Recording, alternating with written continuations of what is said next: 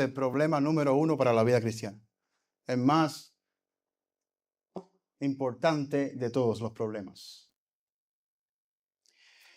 Si usted es capaz de disponerse a lidiar con este asunto, la vida cristiana de usted va a ser totalmente diferente. Independientemente de las vicisitudes, las aflicciones, las calamidades y los asuntos que se presenten en el curso de su vida, que no están en sus manos, inclusive por malas decisiones que usted tome, nada de eso se compara a este problema. Por ende, si le hacemos frente a este asunto, vamos a ponerlo así, es el enemigo número uno. Nuestra vida cristiana dará un cambio extraordinario. Es un enfrentamiento al pasado. Y es un enfrentamiento diario. Si lo hacemos y estamos dispuestos, bienvenido a la vida cristiana para la gloria de Dios. Muerto al pecado, pero vivos para Dios. Una de las cosas que experimenta el pecador cuando viene a Cristo es vida. Ese hombre volvió a vivir, esa mujer volvió a vivir en ese preciso instante. Y es necesario entonces que continuemos marchando sobre las bases de un hombre que está vivo, de una mujer que está viva.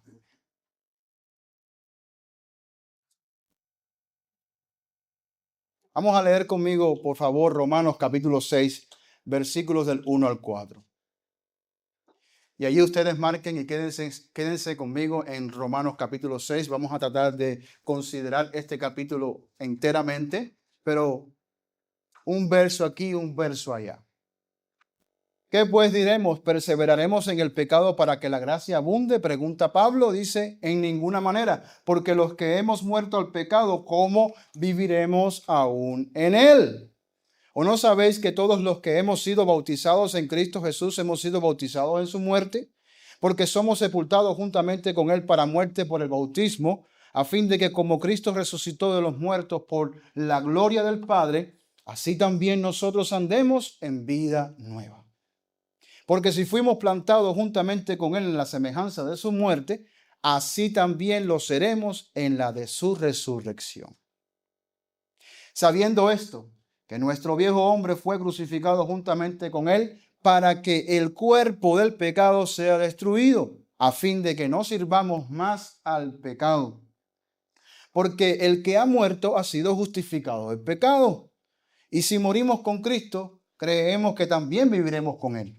Sabiendo que Cristo, habiendo resucitado de los muertos, ya no muere, la muerte no se enseñorea más de él, porque en cuanto murió, al pecado murió, una vez y por todas, mas en cuanto vive, para Dios vive. Así también vosotros consideraos muertos al pecado, pero vivos para Dios en Cristo Jesús, Señor nuestro. Consecuencias. ¿Cuáles son las consecuencias de esa verdad?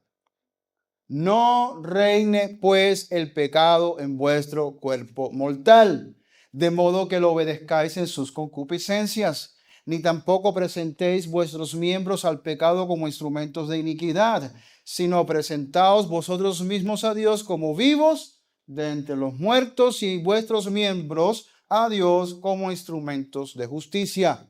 Porque el pecado no se enseñoreará de vosotros, pues no estáis bajo la ley, sino bajo la gracia.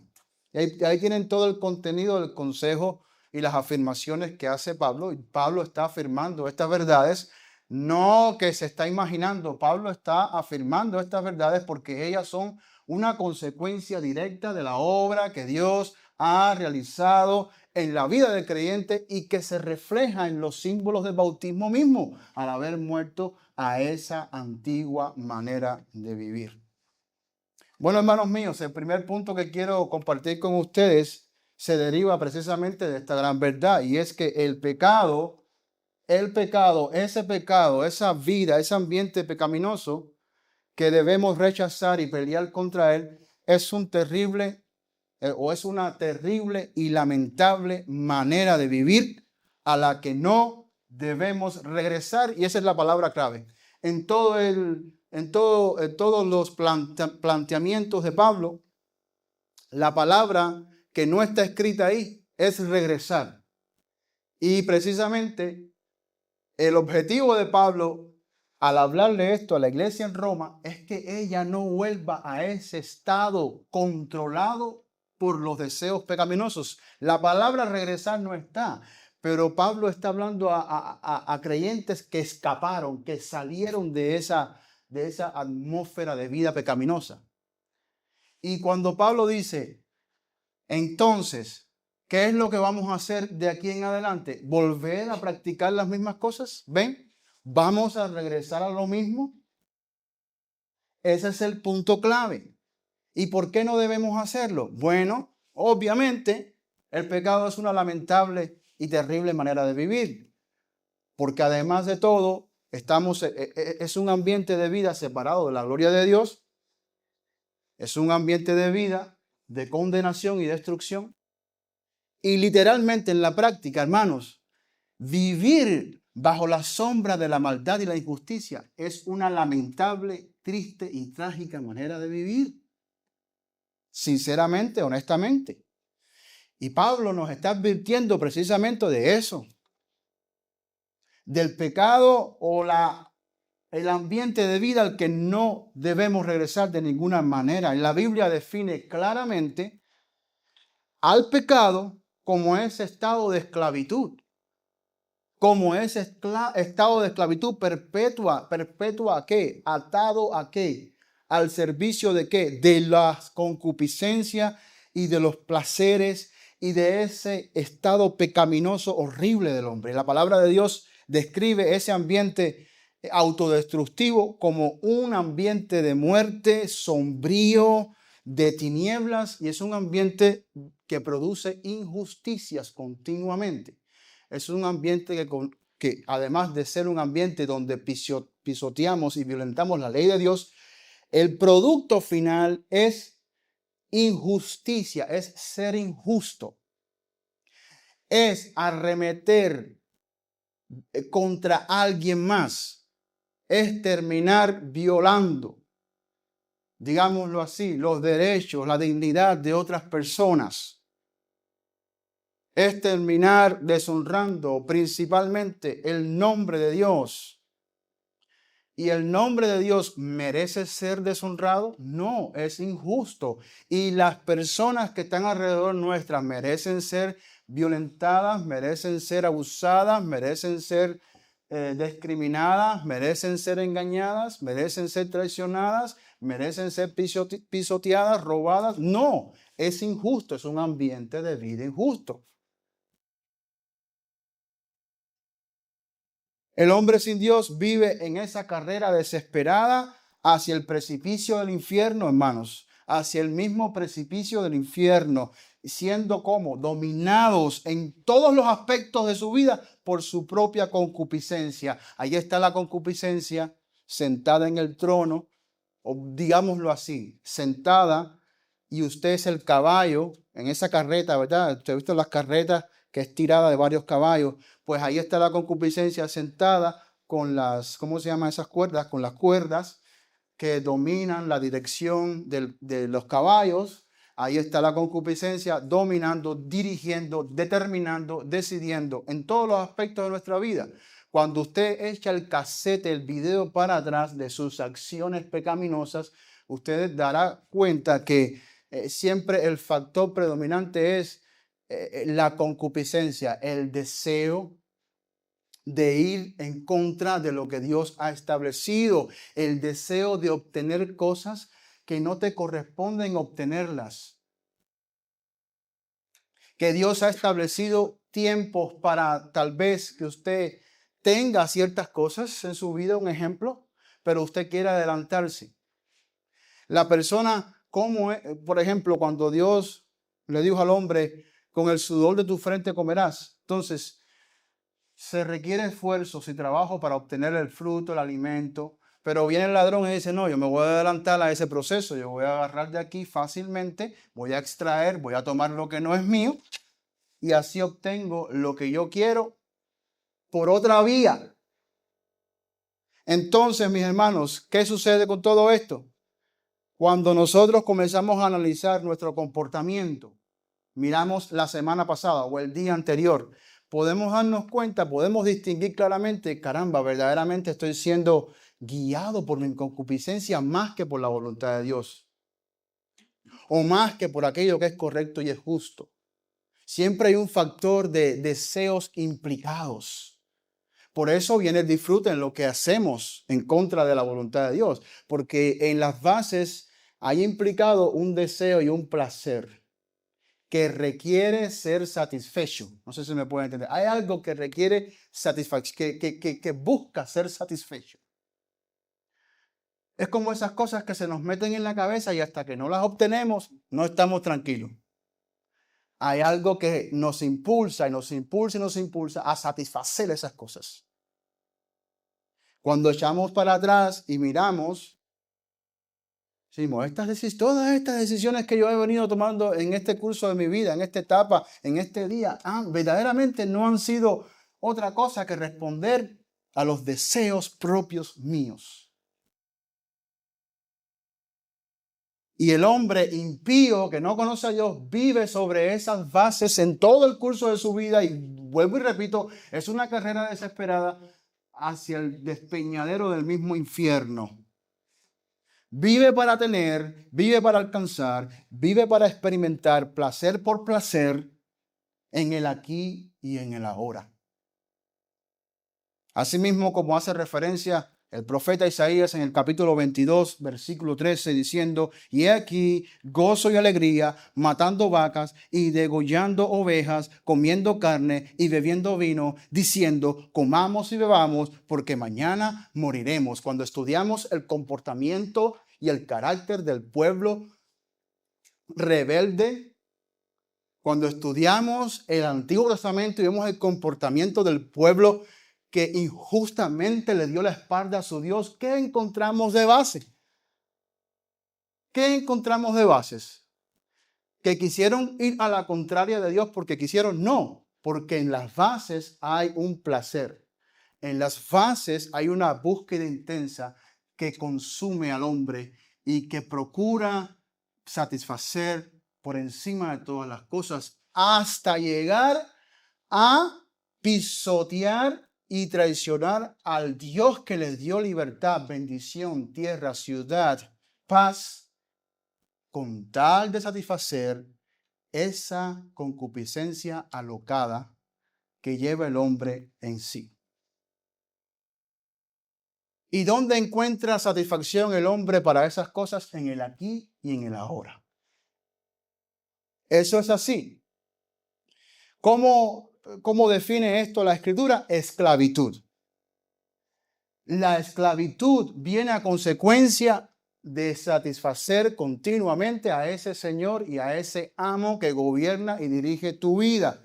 Y es predominante en la vida del hombre y es tan severa esa esclavitud en la vida del hombre natural que llega a embriagarse con su propio orgullo, tanto y al extremo de celebrar con dignidad aquello mismo que lo mantiene esclavo, que llega a apreciar como algo valioso aquello que es repugnante y pecaminoso, y además lo hace público, o sea, hace pública su rebelión contra Dios y exhibe su pecado sin vergüenza, como una prenda que se coloca en el cuello, de la cual se siente no avergonzado, sino orgulloso. Por eso, en conversaciones de los hombres, se puede hablar todo tipo de detracciones y cosas humillantes acerca de las mujeres, porque es algo de lo cual el hombre se siente orgulloso de hablar y decir. Por eso se exhibe la inmoralidad en todo lo que se puede exhibir en este mundo podrido, porque se sienten orgullosos y lo han normalizado. O sea, de verdad vamos a elevar la podredumbre aún por encima de las cosas que verdaderamente deberían ser elevadas en la sociedad y en la vida. Ni aunque la pongamos a la par, la podredumbre y la maldad y la inmoralidad es algo de lo cual el hombre debería estar avergonzado, debería ser algo que en la sociedad debería ser echado a un lado. Pero el hombre está embriagado en su orgullo y su orgullo le dice, tú te mereces, tú debes, no tienes por qué negarte, no debes negarlo, vive, disfruta, tú eres joven, ¿sí o no? Isaías 3:9, miren cómo dice. Isaías 3:9, la apariencia de sus rostros testifican contra ellos porque como Sodoma publican su pecado y no lo disimulan. Ay del alma de ellos, dice el Señor, porque amontonaron mal para sí mismos.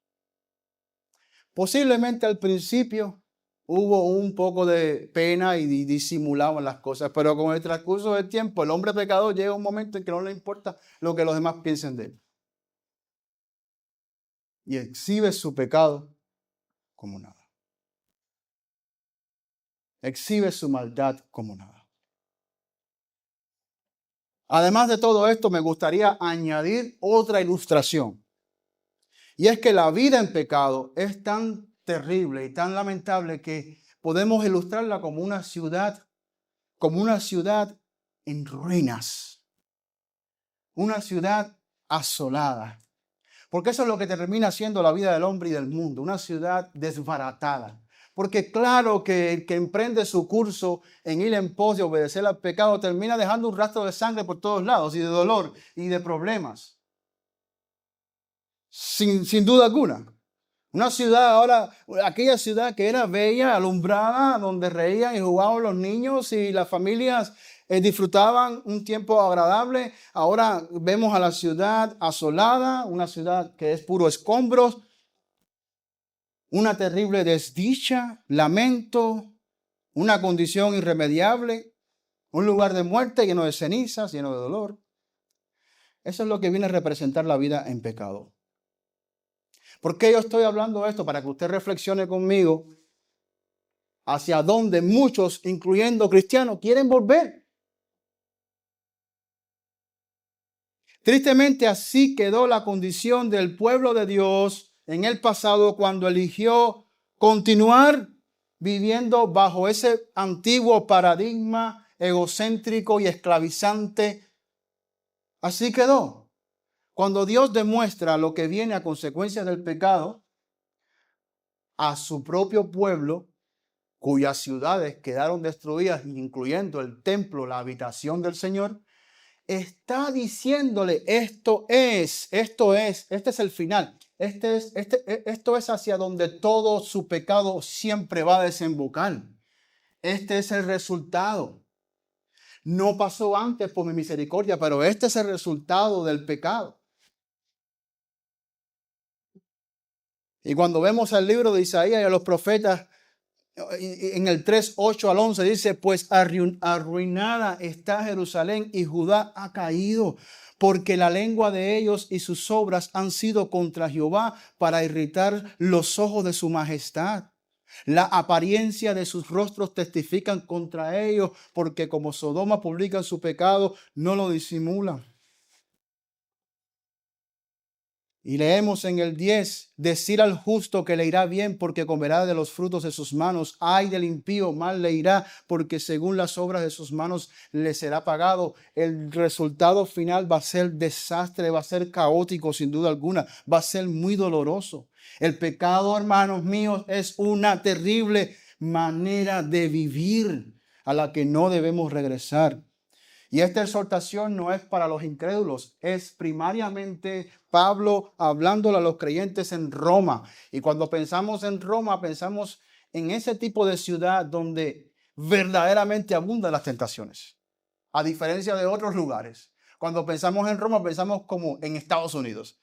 Una de las cosas que en los países latinoamericanos, a lo menos en Cuba, se concibe Estados Unidos, a más allá de todas las mentiras que se divulgan de Estados Unidos en Cuba, porque es un país comunista, una de las cosas que uno se da cuenta rápidamente es que Con brincar 90 millas se abre el espectro y el acceso al individuo de tantas cosas que pueden destruir su vida en cuestiones de segundos.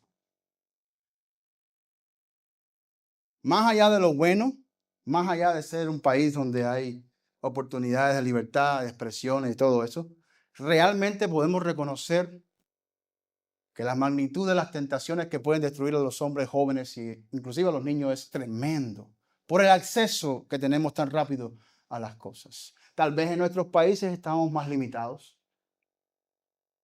Pues cuando consideramos a Roma, consideramos un lugar de esa índole, así como cuando consideramos a Las Vegas. Y Pablo está hablando a los creyentes que viven aquí en Roma, precisamente. La exhortación es para nosotros. La exhortación a no regresar a esa esclavitud y a ese estado de vida es para nosotros. Lo que significa o lo que esto implica es que muchos, en efecto, pueden optar por regresar a someterse a ese tipo de esclavitud y servidumbre perversa. Porque tristemente, mis hermanos, no es menos cierto que esa neblina de maldad y muerte está seduciendo y arrastrando a millones de creyentes que han perdido toda sensibilidad y van camino al vacío espiritual, a una vida vana y sin propósito, como aquella de donde Dios mismo los sacó.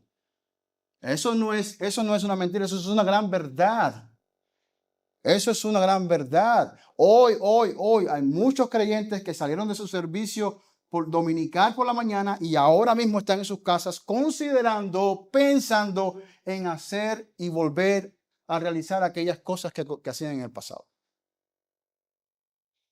Y hoy, más allá de esto, hay muchos que ahora mismo están considerando dejar la iglesia, dejar el camino, porque se le ha presentado en sus vidas otras opciones. Eso es una gran verdad. Pues Dios nos libró de ese ambiente putrefacto y de muerte, hermanos.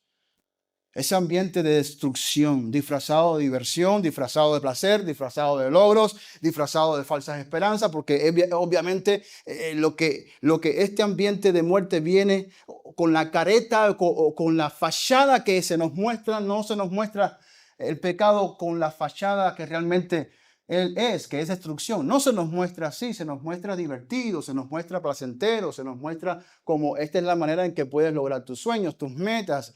Esta es la manera en la que puedes triunfar.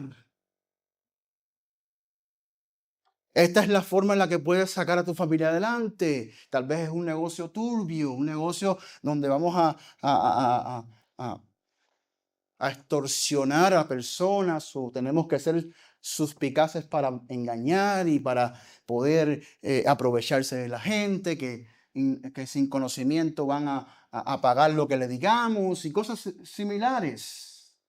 El pecado nunca se presenta como que hey, esta oportunidad que está delante de ti te va a destruir a ti, a tu familia. El pecado nunca viene así. Viene como oportunidad, como esperanza. ¿Por qué vamos a perseverar? Esta es la pregunta. ¿Por qué vamos a perseverar en las cosas que nos llevaron a ese estado de muerte en el pasado, a las cosas que nos controlaban, a las cosas que nos esclavizaban? ¿Cuál es el sentido, hermano? No tiene sentido esto. Por eso él dice, ¿no sabéis que si os sometéis en Romanos 6:16 a alguien como esclavo, para obedecerle sois esclavo de aquel a quien obedecéis, sea del pecado para muerte o sea de la obediencia para justicia? Ese es el dilema de la vida de nosotros y de cada ser humano. ¿A quién vamos a servir? ¿A quién nos vamos a someter? Ese es el dilema. Sin escapatoria, porque ya no hay intermedios y no hay otras posibilidades de opciones. Fuimos creados a la imagen de Dios para servir a Dios. Y toda la composición de nuestro cuerpo, las facultades que Dios puso en nosotros, las habilidades, las capacidades, todo lo que existe en nosotros ha sido construido para llevar a cabo un servicio, una obra determinada. No fuimos creados para ser dioses, no fuimos creados para... fuimos creados para llevar a cabo acciones en respuesta a la voluntad de nuestro Creador.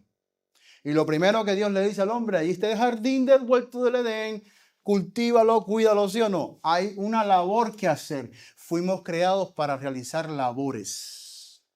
Labores que vienen a convertirse en un ambiente de vida disfrutable, honroso, pacífico, de bendición. Y labores y obras que van primariamente para que desemboquen todas esas actividades en la gloria y el honor a Dios.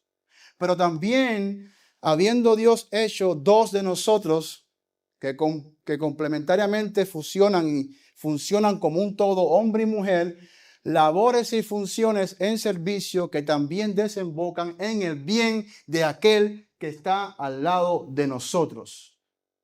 El problema es este ahora. ¿A quién vamos a servir? Esas labores y acciones, ¿hacia cuál de las dos áreas se van a dirigir? Porque si no se dirigen conforme a la voluntad de Dios, se van a dirigir conforme a la voluntad esclavizante del pecado y el maligno, y estas van a desembocar en deshonra a Dios y deshonra a nuestros semejantes. Ese es el gran dilema de la vida. Ese es el gran dilema de la vida. Por eso, volver a las prácticas y volver a sujetarnos a la antigua manera de ser y de vivir es como desear volver a las ruinas. Es como que usted me pregunte a mi pastor, ¿usted volvería a vivir en Cuba? ¡Ni loco! ¿Qué voy a hacer yo allí?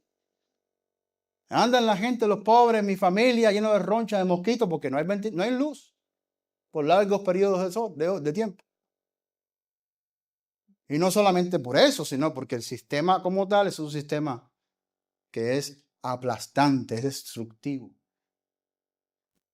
Entonces, piensa en esto que le estoy diciendo cada vez que usted tenga las intenciones, las inclinaciones, en la medida en que eres tentado a regresar a ciertas prácticas y hábitos. Todos los que estamos aquí somos tentados y llevados a inclinarnos a exactamente las mismas cosas que cada uno de nosotros hacíamos en el pasado. Usted no es tentado a hacer lo que yo hacía, porque usted y yo somos dos vidas diferentes. Tú eres llevado a hacer las mismas cosas. Aquí el juego es regresa. Ese es el juego, regresa. Como es una canción, ¿no? Baby come back. Ese es el juego aquí, regresa. De una forma u de otra. El diablo no le importa. Todo lo que quiere es que regrese de alguna manera. No, hermanos. El pecado es una terrible y lamentable manera de vivir a la que no debemos regresar. Metámonos eso en nuestra mente. No digamos, oh, esto que estoy haciendo yo sé que es pecaminoso. No me gustaría, pero lo voy a seguir haciendo. No digas eso. Considera lo que es, tal cual. Es lamentable esto. Es lamentable volver a practicar estas cosas. Es terrible. 2. La gracia de Dios no nos debe impulsar a regresar al pecado, sino a vivir lejos de este. Hermanos, consideremos la gracia de Dios que nos ha dado. Y esa verdad es una verdad que nos va a llevar lejos, lejos, lejos del pecado. No cerca. Romanos 5:20, pero la ley se introdujo para que el pecado abundase, mas cuando el pecado abundó, sobreabundó la gracia. Eso fue así. Para que así como el pecado reinó para muerte, así también la gracia reine por la justicia para vida eterna mediante Jesucristo, Señor nuestro. Lo que viene a completar esa gracia manifestada es un cambio completo. Y la abundante gracia de Dios superó la montaña de nuestros pecados, pero esto no quiere decir, esto no significa, bajo ningún sentido, hermanos, que podemos continuar viviendo en el pecado,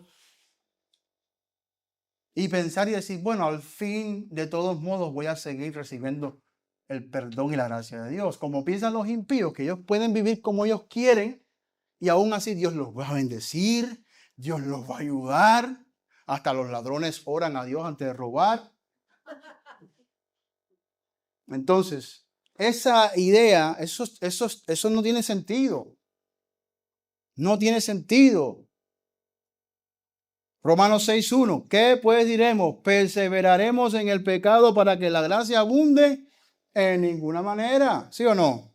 La gracia de Dios manifestada en Cristo estranguló y mató al antiguo hombre esclavizado. Tú y yo nos mató la gracia de Dios. Nos mató para que todos esos deseos e impulsos queden sometidos bajo el nuevo régimen, no de la carne, sino no de la ley, sino de la gracia. ¿Por qué deseamos volverse a ser ese antiguo hombre? Cada vez que usted decide pecar, usted está decidiendo ser ese antiguo hombre. Literalmente. Literalmente. Y aunque ya no estamos bajo la ley, ni las exigencias de la ley, sino bajo el pacto de gracia, esto no significa que podemos optar por vivir violentando la ley de Dios y viviendo como mejor nos parece. No, hermanos míos. Hebreos 10:28. El que viola la ley de Moisés por el testimonio de 2 o 3 testigos muera irrepreensiblemente. ¿Cuánto mayor castigo pensáis que merecerá el que pisoteare al Hijo de Dios y tuviere por inmunda la sangre del pacto en la cual fue santificado e hiciere afrenta al Espíritu de gracia? Pues no podemos hacerle afrenta al Espíritu de gracia, porque la gracia de Dios se manifestó en nuestras vidas para que vivamos conforme a la verdad, conforme a Cristo. Cuidado, esto es una advertencia de Pablo que vemos aquí precisamente en Hebreos. ¿Cuánto mayor castigo merecerá? El 30, pues conocemos al que dijo, mío es la venganza, yo daré el pago, dice el Señor. Y otra vez el Señor juzgará a su pueblo. Horrenda cosa es caer en manos de un Dios vivo. Así es, hermanos. En esto es lo que tenemos que pensar cuando somos desviados e inclinados y atraídos a regresar a ser los mismos de antes. El bautismo, ahí en lo que leímos en Romanos 6, Pablo utiliza el simbolismo del bautismo para que entendamos hasta en qué medida hemos muerto a esa antigua vida. Y lo que significa salir de las aguas para vivir en una vida superior. No voy a volver a leer todo esto, pero en Romanos 6, vamos a leer el verso 6, el siguiente dice, sabiendo esto que nuestro viejo hombre fue crucificado juntamente con él, para que el cuerpo de pecado sea destruido, a fin de que no sirvamos más al pecado, porque el que ha muerto ha sido justificado del pecado. Y si morimos con Cristo, creemos que también viviremos con el Señor. Y noten la explicación, la hermenéutica y las definiciones de Pablo a lo que todo esto quiere decir. Es simple el hecho de que en ese preciso momento toda nuestra vida pasada y todo lo que éramos terminó, concluyó, fue devastado, fue consumido por el juicio de Dios, murió, fue juzgado. Y esto sucedió con el fin de que el cuerpo del pecado sea destruido. El cuerpo del pecado quedó literalmente demolido junto con Cristo. Eso quiere decir que es un enemigo, diríamos así, vencido, que no tiene potestad. Y esto quiere decir que efectivamente en Cristo Jesús tenemos autoridad para someternos, no a esos deseos de antes, sino para someternos a Cristo. Tenemos autoridad y poder para poder detener esa corriente de agua sucia. Tenemos poder y autoridad para ponerle un paro. Tenemos poder y autoridad para resistirlo. Tenemos poder y autoridad para vencerlo. Y por supuesto vendrá el día de la redención de nuestros cuerpos donde definitivamente no experimentaremos más la influencia y la atracción de la concupiscencia porque nuestros cuerpos serán transformados. Pero de momento la verdad que ocurrió y que a lo que el bautismo apunta es cierto y realmente hemos sido rescatados de ese ámbito de vida tenebroso, sin duda alguna. Esto lo comunica claramente el bautismo. Por eso Pablo en Gálatas 2:19 expresa a bocas anchas y sin ningún temor, con toda seguridad, las palabras que vemos allí. Porque yo por la ley soy muerto para la ley a fin de vivir para Dios. Noten que en todos los textos y versículos que hemos usado ha habido esa referencia a aquí terminó este tipo de vida y ahora comienza este otro tipo de vida. Con Cristo estoy juntamente crucificado. ¿Qué implica eso? Que Pablo murió con Cristo. El Pablo de antes murió con Cristo. Terminó, está allí está sepultado con el Señor. Y ya no vivo yo, mas vive Cristo en mí. Y lo que ahora, hay un antes o después, ¿sí o no?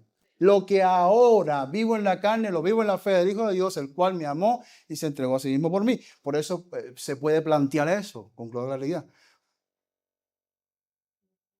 Es un nuevo reino, una nueva vida bajo nuevos estándares, con autoridad y poder del Cristo victorioso que opera en nosotros por medio de su Espíritu para vencer toda injusticia y todo pecado y toda maldad. No solamente fuimos librados del pecado, sino también de aquella ley que nos acusaba y nos condenaba y nos hacía merecedores del juicio eterno. Miren el verso 7 como dice, porque el que ha muerto ha sido justificado del pecado. Todos estos argumentos son presentados ¿para qué? Para que no retrocedamos. No hay razones para retroceder, mis hermanos. No hay razones, no hay excusas para retroceder. Por lo tanto, esa transición de muerte a vida nos dice algo en cuanto a nuestra relación con aquellas cosas en las que nos divertíamos, jugábamos y nos asociábamos en el pasado. Ese cambio nos dice algo con relación a las cosas con las que interactuábamos en el pasado y que estaban contaminadas. ¿Qué nos dice? Que no hay vínculo entre esas cosas y nosotros. No hay una relación más con nosotros de esas cosas. No hay. O no debe haber. No hay. Por lo tanto, no hay por qué buscarlas. No hay por qué procurarlas más. Están muertas. No hay por qué tener interés en ellas. Mucho menos dejar que ellas nos gobiernen o nos arrastren como perros, como esclavos. La relación tiene que cambiar. Es que definitivamente cuando venimos al Señor, que somos creyentes, la relación con el pecado debe cambiar. Antes éramos amigos y consumíamos el pecado. Ahora somos enemigos del pecado. La relación en cuanto a aquellas cosas que Dios aborrecía, pero que eran para nosotros lo bueno y lo que queríamos, ahora la relación cambia. Ahora también nosotros aborrecemos esas mismas cosas. En el 11 dice, así también vosotros, consideraos muertos al pecado. Noten que los argumentos dicen, esto fue lo que pasó. Cristo murió y resucitó para una nueva vida.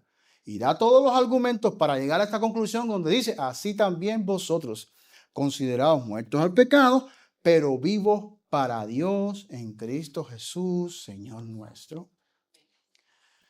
Definitivamente, nuestro modo de pensar ya cambió. Ahora que decimos, yo estoy vivo. Yo estoy vivo. ¿Tiene un muerto facultades, fortaleza, destrezas para hacer algo? No, está muerto. ¿Puede un esclavo hacer algo respecto de su esclavitud? Es esclavo. Tiene que responder a los designios de su amo. Nosotros ahora estamos vivos. ¿Sabes qué significa eso?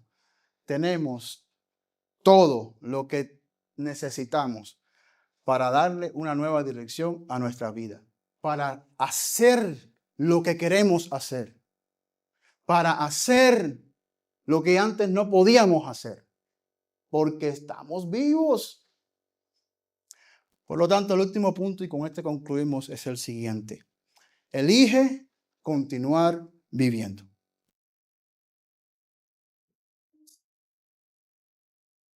Continuar viviendo es una elección. Al igual que continuar muriendo es una elección. Elige continuar en ese camino de vida. Elige ser ese hombre vivo. Sigue eligiendo ser ese hombre vivo. ¿Cuándo no elegimos ser ese hombre vivo? ¿Cuándo no elegimos continuar siendo esa persona vivificada por el poder de Dios en el Espíritu, en la redención? ¿Cuándo? Cuando intentamos regresar al estado de muerte, al estado de esclavitud. Eso es lo mismo que decir, continúa siendo libre. Procura continuar siendo libre. ¿Qué sentido tienes tratar de, déjame experimentar un poco de esclavitud? Esas cosas no son controlables así. Cuando el pecado entra, quiere más y quiere más porque quiere que regreses al estado permanente de esclavitud. Déjame probar ser un hombre muerto un poco. Déjame probar ser un hombre muerto un poco. No. Elige continuar siendo ese hombre que vive en Jesús. Ese es tu nuevo paradigma de vida, lo que implica dar por terminado al viejo. Y la clave en todo esto es la decisión proactiva, firme y consistente de permitirte a ti mismo continuar muriendo en cuanto a la pasada manera de vivir todos los días. Continuar muriendo. Darle muerte a ciertas cosas. Darle muerte a ciertas cosas. Digamos que tienes una foto en tu casa que no la quieres tirar porque fue un regalo, no sé, algo familiar, pero que te trae muy malos recuerdos y te trae angustia a tu corazón. La decisión puede ser muy sabia si decides tomarla y tirarla a la basura o sacarla de la pared de tu casa o tirarla en un rincón donde ya no tenga visualización de tu parte más. Y lo que va a pasar es que todos esos sentimientos que acompañan, esos sentimientos y atracción que acompañan esas cosas que ya las estás quitando de tu vida, ya no tienen más efectos en nosotros y en la medida en que pasa el tiempo, menos efectos, hasta el punto de que murieron. Ya no nos afectan para nada. Si yo determino hacer esto con los deseos pecaminosos que existen en mí y que son los del pasado, ellos también irán muriendo y esto implica que tendrán menos efectos, serán menos atractivos y ejercerán menos influencias en mi vida. Usted bien sabe que cualquier ser humano puede llegar a un momento en que de las cosas que eran imprescindibles en el pasado, hoy te das cuenta que no te hacen falta más. No te hacen falta más. ¿Por qué? Porque esas cosas se desprendieron de ti hace mucho tiempo y ya no tienen ese efecto atractivo en ti. Ya no lo tienen.